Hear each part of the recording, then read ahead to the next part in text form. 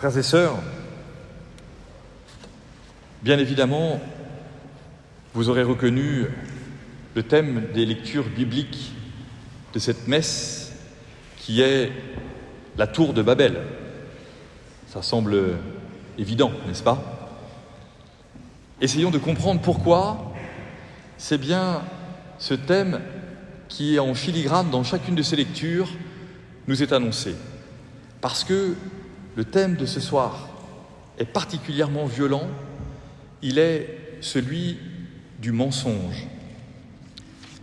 Or, l'œuvre de Dieu est une œuvre de vérité.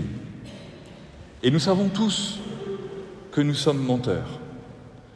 Nous savons tous que nous avons des propos qui ne disent pas la vérité, parfois des attitudes, parfois des écrits.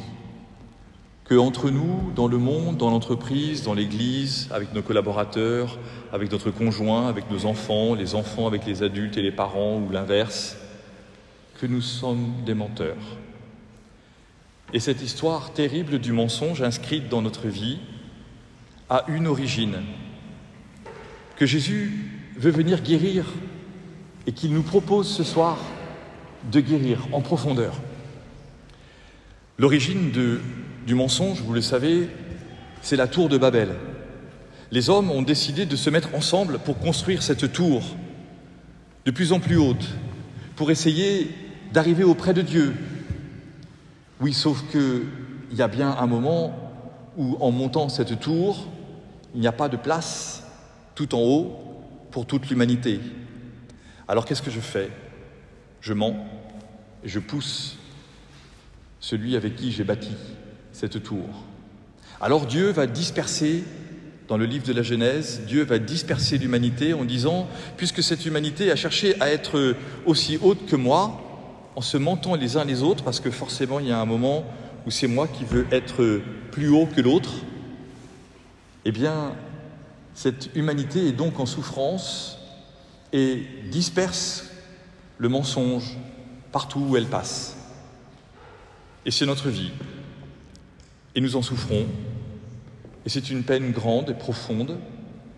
Et parfois, nous n'avons aucune clé pour sortir de ce mensonge. Mais Jésus nous en donne. Mais pour que nous soyons bien sûrs que Jésus est celui qui vient rétablir en nous la vérité, le prophète Sophonie nous annonce deux choses. Je relis. Cherchez la justice, cherchez l'humilité. En hébreu, qui est une langue que je ne connais pas, ça n'est que le petit travail que j'ai fait pour vous le présenter ce soir, le texte hébreu de la Bible ne dit pas deux fois de suite « cherchez la justice, cherchez l'humilité », il dit d'abord « cherchez la justice, donnez comme réponse l'humilité ». Donnez comme réponse l'humilité. C'est donc un premier élément extrêmement fort pour nous. Lorsque le mensonge habite notre cœur, lorsque nous mentons, nous sommes violents. Et la violence du mensonge, si dans ma prière je dis à Dieu « aide-moi à ne plus mentir », ça ne marchera jamais. Par contre, si je dis à Jésus « apprends-moi la douceur », voilà la réponse que je veux faire au mensonge. Parce que dans la recherche de la justice, chercher la justice c'est ce qui est droit aux yeux de Dieu, chercher cette justice, eh bien Seigneur, en fait, il y a dans mon cœur trop de violence, alors je te demande dans ma vie de tous les jours la douceur. Je n'invente rien, regardez la phrase d'après, je laisserai chez toi un peuple pauvre et petit. Si on traduit encore de l'hébreu, c'est plutôt je laisserai chez toi un peuple doux et humble. Or nous aurons, 600 ans plus tard, Jésus qui nous dira exactement après cet évangile des béatitudes que nous venons d'entendre « Mettez-vous à mon école, car je suis doux et humble de cœur. » Jésus ne ment pas. Et que fait-il aujourd'hui? Il est en haut de la montagne, symboliquement comme en haut de ce qui pourrait être une tour de Babel. Mais non, la seule tour que Jésus acceptera, le seul lieu élevé que Jésus acceptera, c'est sa croix. Et c'est pour cela que nous venons regarder la croix de Jésus à chaque messe. Parce que dans la violence de la croix, il y a la douceur de Jésus jusqu'à son dernier instant qui dit « Père, pardonne-leur, ils ne savent pas ce qu'ils font ». Alors l'œuvre de Jésus est une œuvre qui nous permet aujourd'hui, nous le voyons bien dans l'Évangile, de restaurer en nous notre humanité blessée par le mensonge. Les hommes ont essayé de s'assembler pour monter plus haut que Dieu et faire concurrence à Dieu. Jésus s'assied, la foule s'assied, et alors que la foule s'était unie pour construire un monde sans Dieu, Jésus annonce la seule chose que l'humanité peut entendre. Heureux les pauvres de cœur, heureux les doux, heureux les humbles, heureux les affamés de la justice, heureux ceux qui pleurent. Le seul discours audible par tout le monde, parce que pour chacun d'entre nous, ce soir, il y a une de ces 8 paroles qui veut nous rejoindre. Parce que peut-être que je n'ai pas été très doux, peut-être que cette semaine, je n'ai pas été un artisan de paix, peut-être que cette semaine ou la semaine dernière, j'ai manqué de justice, peut-être que je n'ai pas été pauvre de cœur.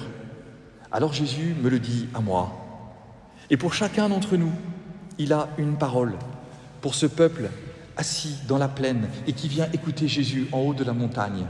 Alors, dans la restauration de cette humanité qui se rassemble, et c'est exactement la raison pour laquelle tous les dimanches soirs, je vous dis « Saluez-vous les uns les autres, regardez-vous dans les yeux, dites-vous bonjour, qui êtes-vous » Vous venez avec vos histoires, vos mensonges, vos injustices, votre douceur, votre paix, votre prière, vos difficultés, vos projets, et c'est tout cela qui nous rassemble. Et le fait de nous saluer au début de la messe, tout comme nous allons nous saluer spirituellement dans quelques instants, nous donnant la paix du Christ juste avant de communier, c'est bien précisément pour dire nous sommes ici la même humanité, comme dit saint Paul dans la lettre aux Corinthiens, non pas avec des gens de la grande société, parce que tous ceux qui viennent à l'église sont ceux qui disent « je suis menteur, je suis tricheur, je suis pécheur ».